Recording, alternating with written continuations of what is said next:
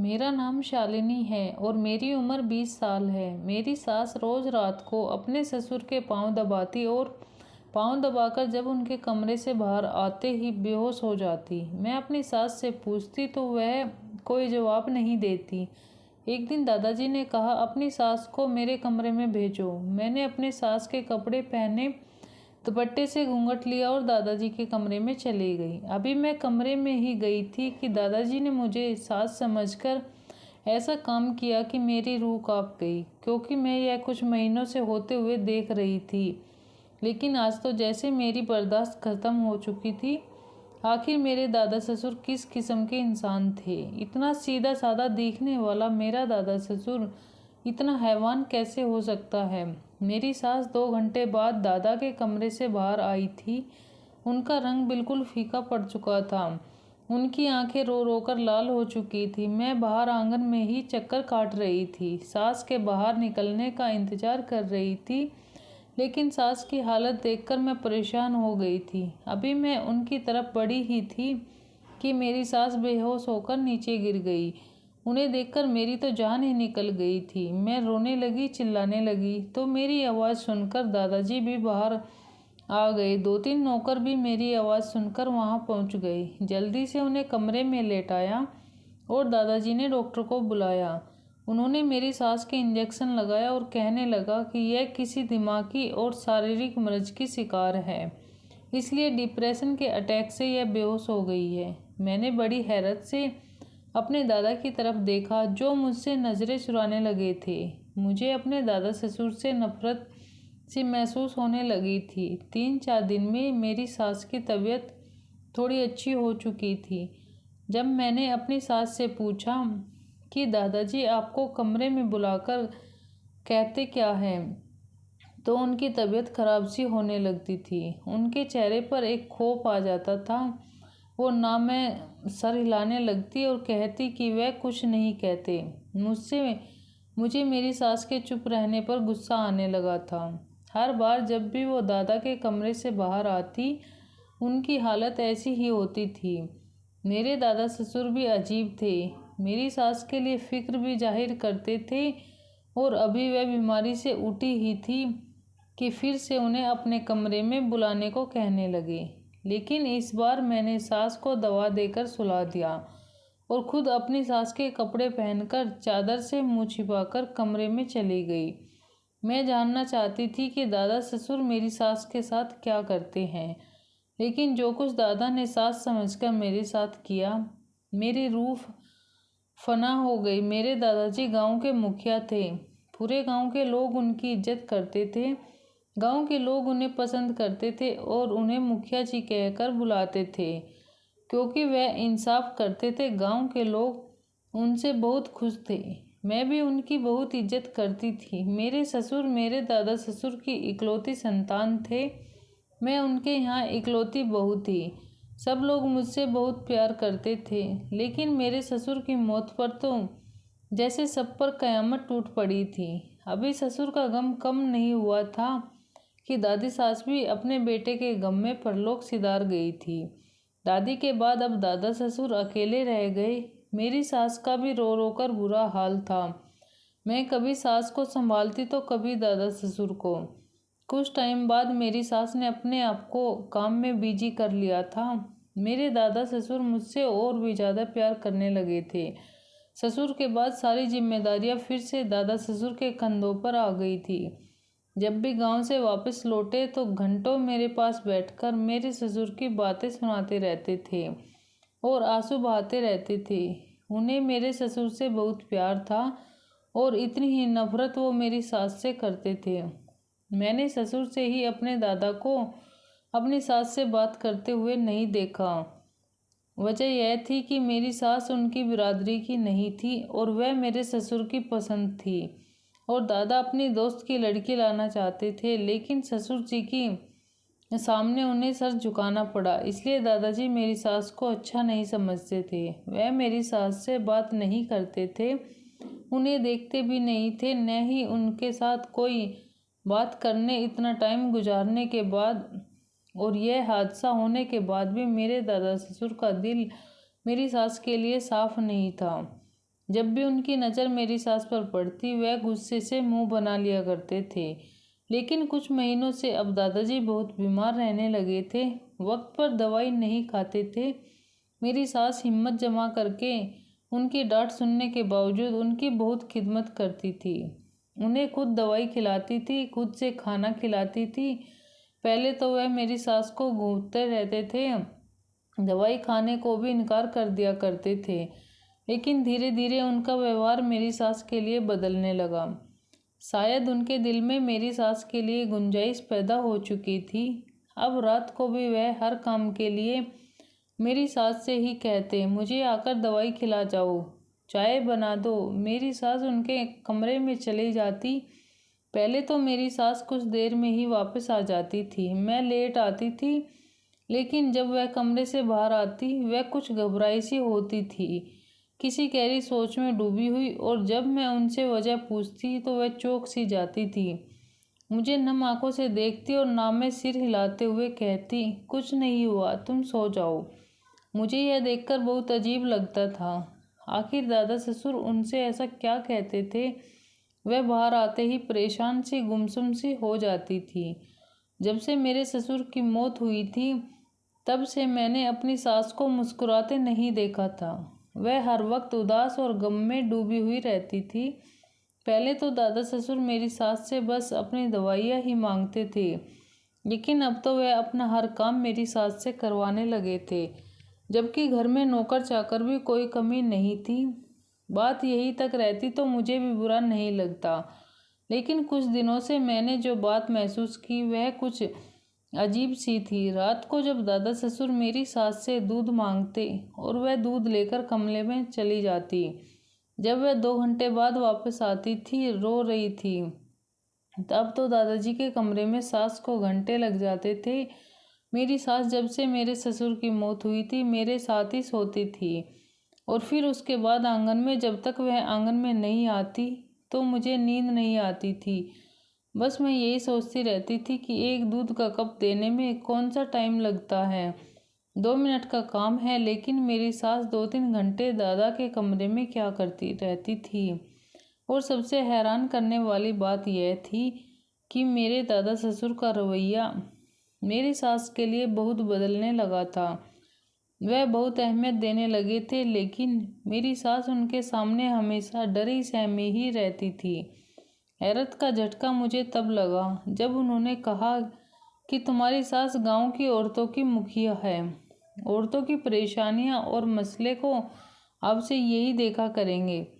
मुझे लगा था यह बात सुनकर मेरी सास खुश हो जाएंगी, भगवान ने उनको हक वापस दे दिया है। मगर फिर भी वह खुश नहीं रहती थी, पता नहीं क्या सोचती रहती थी। मुझे इस बात की बहुत खुशी थी कि मेरी सास को इस हवेली में उनकी जगह मिल गई थी, लेकिन इसके बाद भी मेरी सास के चेहरे पर जरा सी मुस्कुराहट भी नहीं आई थी। अब तो उनको यह हाल था कि जब भी दादा ससुर उन्हें किसी काम के लिए कहते तो वह घबराई लगती, और जब कमरे से वापस आती तो उड़ी हुई रंगत के साथ वापस आती।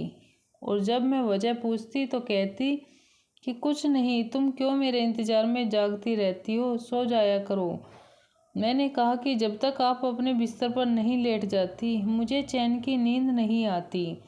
पता नहीं क्यों वह मेरी इस बात से मुझे बड़े गौर से देखती और बड़े प्यार से सर पर हाथ फेरने लगती। एक बार मेरी आंखें किसी की सिसकियों की आवाज़ सुनकर खुली। मैंने देखा कि मेरी सास रो रही थी। मुझे अब उनके रोने पर हैरत सी होने लगी थी, क्योंकि अब सब कुछ ठीक हो गया था। अब दादाजी भी उन्हें इज्जत देते थे। हम इस घर में बहुत खुश थे, हमें किसी चीज़ की कमी नहीं थी। अभी तो मैं दादाजी का यह दोगले व्यवहार की वजह से परेशान थी। एक बार मेरे दादा के भाई का बेटा हमारे घर आ गया। वह दूसरे देश से आया था। उसने मेरे ससुर की खबर सुनी तो मिलने के लिए आ गया। मेरी सास बहुत स्मार्ट और कम उम्र की औरत थी। कोई उन्हें मेरे साथ देखता तो मेरी बड़ी बहन ने बताता था। ससुर के कजन नितिन 3 दिन हमारे साथ ही रुके थे। मुझे बहुत प्यार किया और कहने लगे कि तुम्हारे ससुर मेरे बहुत अच्छे दोस्त थे, तुम मेरी बेटी जैसी हो। वह मुझे अच्छे ही लगे थे। लेकिन खाने के दौरान वह मेरी सास की तरफ बार बार देख रहे थे और मेरी सास लगातार उनसे नज़रें चुरा रही थी। लेकिन दादा अपने भतीजे के आने की खुशी में बहुत खुश दिखाई दे रहे थे। इन 3 दिनों में दादा ने सास को कमरे में भी नहीं बुलाया। एक बार उन अंकल को मैंने अपनी सास से जो बातें करते हुए सुना, मेरे होश उड़ने लगे थे। एक दिन जब मैं सोकर उठी तो मैंने देखा कि सास कमरे में नहीं थी। वह अक्सर कबूतरों को दाना डालने चली जाती थी। मेरे दादा ने बड़े पिंजरे में अमेरिकन कबूतर पाल रखे थे, जिनका ख्याल सास ही रखती थी। मैं उठकर बाहर आ गई, लेकिन पिंजरे के पास सास के साथ अंकल भी खड़े थे। वह कहने लगे, मैंने अब तक शादी नहीं की क्योंकि तुमसे मैंने सच्ची मोहब्बत की थी, लेकिन तुम्हारे पति की तुम्हारे लिए दीवानगी देखकर मैं पीछे हट गया। कभी भी तुम दोनों के बीच में आने की कोशिश नहीं की थी ताकि तुम्हारी ज़िंदगी अच्छी गुजर जाए। मेरी वजह से तुम्हारी ज़िंदगी में कोई परेशानी ना आए, इसलिए मैं यूरोप चला गया था। लेकिन फिर जब मैंने अखिल की मौत का सुना तो मुझसे बर्दाश्त नहीं हुआ। मेरा कजिन होने के साथ साथ वह मेरा बेहतरीन दोस्त भी था। वहाँ कुछ महीने मैंने बीमारी में काटे हैं। मुझे अखिल का सदमा बर्दाश्त नहीं हो रहा था। फिर मुझे तुम्हारा ख्याल भी सताने लगा और अब भी सिर्फ तुम्हारे लिए वापस आया हूँ। तुम अगर इजाज़त दो तो मैं दादाजी से तुम्हारी बात करता हूँ। यह सब बातें सुनना मेरे लिए बहुत अजीब था, जिसकी खबर मुझे कभी भी नहीं थी। मैं ससुर की उस कजिन को पहली बार ही यहाँ देख रही थी। बस ससुर से उसका जिक्र सुन रखा था। मेरी सास घबरा कर बोली, भगवान के वास्ते ऐसा कुछ नहीं कहना। वह तो पहले ही मुझ पर शक करते हैं कि मैं शहर की लड़की हूँ, कभी मैं उनके बेटे के साथ गांव में बस ही नहीं सकती। लेकिन मैंने चुपचाप अपनी सारी ज़िंदगी काट दी, अखिल के प्यार के सहारे गांव में गुजार दी। कभी पलटकर शहर की दोबारा शक्ल नहीं देखी। मेरा बेटा अब जवान हो गया है, उसकी शादी भी हो गई है। वो वक्त बहुत आगे निकल चुका है नितिन। यूनिवर्सिटी का दौर नहीं रहा कि मैं फैसले बदलूं। अपनी दोस्ती की खातिर अपनी मोहब्बत की कुर्बानी मांगी थी। मैंने बिना किसी सवाल के अखिल को अपना लिया। अब मैं आपसे उसी मोहब्बत का वास्ता देकर कह रही हूँ, मुझे अखिल की विधवा ही रहने दो। यहाँ से वापस चले जाओ और दोबारा पलटकर नहीं आइएगा। यह कहकर सास वहाँ से चली गई। मैं सब छुपकर देख रही थी। वह अंकल भी वापस चले गए। मुझे मालूम तो कुछ नहीं था, लेकिन बातें सुनकर यह समझ में आ रहा था, नितिन अंकल मेरे ससुर और मेरी सास एक ही कॉलेज में पढ़ते थे। मेरे ससुर की तरह शायद नितिन अंकल भी मेरी सास से मोहब्बत करते थे। लेकिन मेरी सास किसे पसंद करती थी, उन्होंने क्या कुर्बानी दी थी, यह मेरे लिए एक पहेली थी। मेरे दादा मेरी सास को बहुत अहमियत देते थे, लेकिन वह फिर क्यों रोती रहती थी। मेरी सास को मेरे ससुर से बहुत ज़्यादा मोहब्बत थी। लेकिन फिर मैंने कुछ ऐसा देखा कि पैरों तले से ज़मीन निकल गई। सास मेरे दादा ससुर को चाय देने गई थी। मैंने सुबह से सर दर्द हो रहा था। मैंने सोचा कि मैं भी दादा ससुर से सर दर्द की दवाई ले लेती हूँ, क्योंकि उनके पास सारी दवाइयाँ रहती थी। लेकिन जैसे ही मैंने दादा ससुर के कमरे का दरवाज़ा खोला तो मंजर मैंने अपने आँखों से सामने देखा तो मेरे तो होश ही उड़ गए थे। मेरे दादा मेरी सास के साथ। मैं उल्टे कदम वहाँ से लौट आई थी। वह दोनों मुझे नहीं देख पाए थे, लेकिन जो कुछ मैंने अपनी आंखों से देखा, मैं यकीन से थी मेरा दिमाग पूरे तरीके से खराब हो चुका था। ऐसा कैसे हो सकता है? और पता नहीं क्यों मेरी आंखों से आंसू बहने लगे। जो कुछ मेरी आंखों ने देखा था, मैं तो ऐसा कुछ सोच भी नहीं सकती थी। अपनी सोच को बदलने की कोशिश कर रही थी कि हो सकता है मेरी नज़रों का धोखा हो, क्योंकि कभी कभी ऐसा भी होता है कि जो हमारी आंखें देखती है वह नहीं है, और जब सब सच सामने आए तो हमारी आंखों के देखने के अंदाज पर हमें अफसोस होने लगता है। जब मेरी सास रात को अपने कमरे में आई तो वह अपने आंसू साफ कर रही थी। मैं अपनी सास के कमरे में गई और मैंने उनसे पूछा कि आप जब भी दादा ससुर के कमरे में जाती है तो रोती क्यों है? तो कहने लगी, समझ लो कि मेरी किस्मत ही ऐसी है। मैं नहीं जानती थी कि वह मुझसे सच क्यों नहीं कह रही थी, क्योंकि मैंने जब कमरा खोला था तो वह मेरी सास से कह रहे थे कि अगर उन्होंने मेरी बात नहीं मानी तो वह मेरी सास को घर से धक्के देकर निकाल देंगे। मेरी सास उनके सामने हाथ जोड़ रही थी। वह कह रही थी कि वह जो करना चाहते हैं सही नहीं है। मैं उनके बेटे की बड़ी बहू हूँ। आप मेरे साथ ऐसे कैसे जुल्म कर सकते हैं? आप मेरे बाप की जगह है। अगर आप मुझे इस घर के एक कोने में पड़ा रहने दें, मेरे इनकार करने पर आप मुझे इस घर से निकाल देंगे तो मैं कहाँ जाऊँगी? मेरी सास दूर होकर मेरे दादा से भीख मांग रही थी। इससे ज़्यादा मेरे दिमाग में कुछ नहीं आया और कुछ डरने की गुंजाइश भी नहीं थी। मैं वापस कमरे में लौट आई। जिस तरह की बातें मैंने सुनी और जिस तरह मेरे दादा ससुर मेरी सास को मेहरबान थे, मैं गुमसुम सी हो चुकी थी। जिस ख्याल ने मेरे अंदाज से जान निकाल दी थी, अभी मैं इस उलझन से नहीं निकली थी। मेरे घर की नौकरानी ने मेरे शक को यकीन में बदल दिया था। वह कहने लगी कि मुखिया जी जैसे नजर आते हैं वैसे हैं नहीं, बहुत रंगीन मिजाज के हैं। जवानी में तो और औरतों से ताल्लुकात भी थे। आप लोगों की नज़रों में शरीफ बने फिरते हैं, लेकिन अगर इस उम्र में भी मौका मिले तो छोड़ते नहीं। भगवान बचाए ऐसे लोगों से। यह सुनकर मुझे गुस्सा आने लगा और अफसोस भी होने लगा कि क्या सरदार जी रिश्तों की मर्यादा भी भूल गए हैं। मुझे अपने दादा ससुर से नफरत होने लगी। जब भी मेरी सास दादा के कमरे में जाती तो मैं बेचैन सी होने लगती थी। एक दिन मेरी सास ने बंद लफ्ज़ों में कहा कि तुम अपने दादा ससुर से दूर ही रहा करो। मैं इस बात पर चुप हो गई। अब तो सच में मुखिया जी के किरदार पर शक होने लगा। फिर एक बार मैं आंगन में बैठी थी तो दादा ससुर किसी से फ़ोन पर बातें कर रहे थे कि किसी की शादी पर तब आऊँगा जब नाच गाने का इंतजाम होगा। तुम तो जानते हो कि मैं अपनी उम्र को नहीं देखता। मेरा दिल तो अभी जवान है। वह हंसते हुए अपने दोस्त से सारी घटिया बातें आदत का जिक्र कर रहे थे। उनको ऐसी बातें मेरे सामने करते हुए शर्म नहीं आ रही थी। मैं गुस्से में वहाँ से उठकर चली गई। फिर एक दिन मेरे पास आए और कहने लगी कि मेरी ख्वाहिश है कि तुम इस गद्दी पर बैठो। मैं तुम्हें बहुत कुछ बनाना चाहता हूँ, तुम्हारे ससुर और तुम्हारे पति की तरह।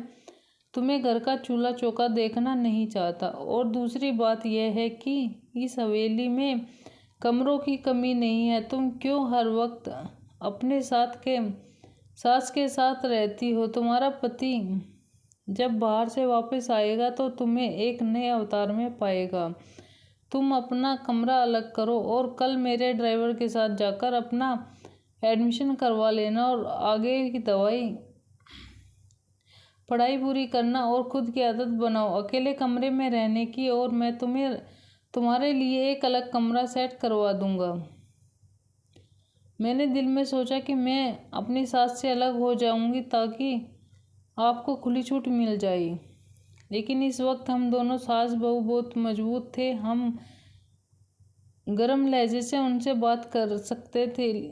इसलिए मैंने आराम से कहा कि मुझे रात को अकेले नींद नहीं आती है और मुझे डर भी लगता है, इसलिए मैं अपने सास के साथ ही कमरे में सोऊंगी। मुझे अकेले सोने की आदत नहीं है। लेकिन उन्होंने मेरी एक भी ना सुनी और मेरा कमरा ऊपर की मंजिल शिफ्ट करवा दिया। मेरी सास भी अपनी जगह परेशान थी, लेकिन कुछ कह नहीं सकती थी। मैं ऊपर के कमरे में चली गई थी, लेकिन यह भी सोचती थी कि रात को अपनी सास के कमरे में चली जाऊंगी। रात को जब सब सो चुके थे, मैं नीचे आकर अपनी सास के कमरे के पास खड़ी हो गई। लेकिन मुझे हैरत उस वक्त हुई जब मेरी सास का कमरा लॉक था। पहले तो मुझे तसल्ली हो गई कि चलो सास ने अच्छा किया अपना दरवाज़ा लॉक कर लिया, लेकिन सच तो कुछ और ही था। मैं वापस आकर अपने कमरे में चली गई। सुबह मुझे कॉलेज जाना था। तैयार होकर जब नीचे उतरी, यह देखकर हैरान में रह गई कि मेरे दादा मेरी सास के कमरे से निकलकर अपने कमरे में चले गए। मेरा दिल तो धक से रह गया। तो क्या वह रात भर मेरी सास के साथ? मेरा दिमाग तो चकरा सा गया। मुझे लगा दूसरी हवेली मेरी आंखों के सामने है। मेरी सास सिर्फ मेरे साथ यहाँ रहने पर मजबूर थी ताकि हम लोग इज्जत से रह सके, और इसके लिए क्या कीमत वह अदा कर रही थी, यह सोचकर तो मेरी जान जाने लगी थी। मैं सोचती थी कि मैं अपने सास को और परेशानी में नहीं डालूंगी। रात को मैं देर तक नीचे अपनी सास के कमरे में बैठी रही, इधर उधर की बातें करती थी। उन्हें एक गिलास दूध का दिया और कहा कि आपको अपनी सेहत की बिल्कुल परवाह नहीं, और वह दूध उन्हें ज़बरदस्ती पिला दिया। मैंने उस दूध में नींद की गोली डाली थी, इसलिए वह दूध पीते ही सो गई। अगले ही दिन यह हो गया कि मेरी सास बेहोश होकर गिर गई। इसलिए मैंने अपनी सास को सुलाकर जल्दी से अलमारी से उनका सूट निकाला और पहन लिया, और फिर दुपट्टा थोड़ा नीचे करके डाला था कि मेरा मुंह नहीं दिखाई। मैं भी थोड़ी दिखने में अपनी सास जैसे ही थी। मैं अपने दादा ससुर के कमरे में चली गई। इत्तेफाक था या रोज ही ऐसा होता था कि दादा ससुर के कमरे में नाइट बल्ब चल रहा था। मैंने अंदर जाकर दरवाज़ा बंद कर दिया। दादा यही समझे कि सास आई है। मुझसे कहने लगे कि मैं दवाई खा चुका हूँ, अब मेरे पास आओ। मैंने बहुत इंतज़ार कर लिया तुम्हारा, अब मैं ज़्यादा सब्र नहीं कर सकता। मैं उनके पास चली गई। उसके बाद उन्होंने मुझसे जो कहा उसे सुनकर मेरे होश उड़ गए। कुछ देर बाद मैं और मेरी सास उनके सामने बैठे थे, और दादा हम दोनों को गुस्से से देख रहे थे और कह रहे थे, मैं सोच भी नहीं सकता था कि तुम मेरे साथ ऐसा करोगी। मैं शर्मिंदा होकर अपनी नज़रें झुकाए बैठी थी। जब मैं उनके कमरे में गई थी तो उन्होंने मुझे मेरी सास समझकर यह कहा कि मैं उनकी बात का जवाब हाँ में दूँ। वह मेरी सास की दूसरी शादी अपने भतीजे से करवाना चाहते थे। कहते थे कि नितिन अंकल घर से जाने से पहले दादा को सारी बात बता चुके थे। दादा का भी कहना था कि मेरी सास इतनी बूढ़ी भी नहीं हुई कि मेरे ससुर के नाम पर विधवा बनकर अपनी पूरी जिंदगी बिता दे, क्योंकि आज नहीं तो कल मेरे पति भी मुझे यहाँ से दूसरे देश ले जाएंगे। उनका कहना था कि अब वह बीमार रहने लगे हैं और उनके मरने के बाद कहीं मेरी सास फिर से बेसहारा न हो जाए, क्योंकि मेरी सास दूसरे देश जाना नहीं चाहती थी। वह यही अपने ही देश में रहना चाहती थी, और मेरे पति बाहर काम करते थे और वह आज या कल मुझे बाहर लेकर जाते थे, तो वह यहाँ पर किसके साथ रहती। इसलिए वह अपनी ज़िंदगी में ही मेरी सास की दूसरी शादी करवा देना चाहते थे। इसलिए जब मेरी सास उनके कमरे में उनको दूध देने जाती और वह इसी बात पर बहस करते थे। मेरी सास मेरे ससुर से बहुत प्यार करती थी, इसलिए दूसरी शादी पर राजी नहीं हो रही थी। मेरे दादा ससुर मुझे ताज्जुब से देख रहे थे। सास के कपड़ों में मुझे देखकर वह आग बबूला से हो गए। जब उन्होंने मुझसे पूछा कि मैं क्यों इस हुलिये में आई हूँ, तो मैंने उन्हें सब सच बता दिया जो मैं सोच रही थी। दादाजी तो यह सुनकर चेहरा गुस्से से लाल हो गए थे। उन्होंने मुझे इतनी तेज आवाज़ से डांटा कि आवाज़ पूरी हवेली में गूंजने लगी। सास भी उठकर दादा के कमरे में आ गई। जब उन्हें पता चला तो उन्होंने मेरे मुंह पर थप्पड़ मार दिया कि तुझे शर्म नहीं आई है, सब सोचते हुए, और मैं गर्दन झुकाए बैठी रो रही थी। मेरे दादा ने आखिर मेरी सास की शादी अपने भतीजे से करवा ही दी, इसलिए ही मुझे उनसे दूर रहने को कहते थे। मुझे खुद पर अफसोस होने लगा था कि मैं क्या सोच रही थी। मेरी सास विदा होकर नितिन अंकल के घर चली गई। मेरी सास अंकल से ही मोहब्बत करती थी, लेकिन जब मेरे ससुर ने मेरी सास को देखा तो उन पर फिदा हो गए थे और दीवानों की तरह उन्हें चाहने लगे थे, और नितिन अंकल से कहने लगे कि अगर उन्हें यह ना मिली तो वह मर जाएंगे। इसलिए नितिन अंकल ने भी अपनी दोस्ती की खातिर अपनी मोहब्बत कुर्बान कर दी थी और मेरी सास से कहा कि वह मेरे ससुर से शादी कर ले, वरना वह अपनी जान ही ना गंवा बैठे। मेरी सास ने मेरे ससुर से मोहब्बत शादी के बाद की थी, लेकिन मेरे ससुर की ज़िंदगी ने उनके साथ बस इतनी ही वफा निभाई थी। अब मेरे दादा ससुर मेरे पति से बात करके मुझे यहाँ से ले जाने को कह रहे थे, क्योंकि वह जल्द से जल्द अपनी सारी जिम्मेदारियों से फ्री होना चाहते थे। मेरे दादा एक अच्छा इंसान थे और मैं उनके बारे में क्या सोच रही थी। कभी कभी आंखों देखा सच नहीं होता। मेरे पति भी आकर मुझे अपने साथ दूसरे देश ले गए। Thanks for watching. Subscribe my channel.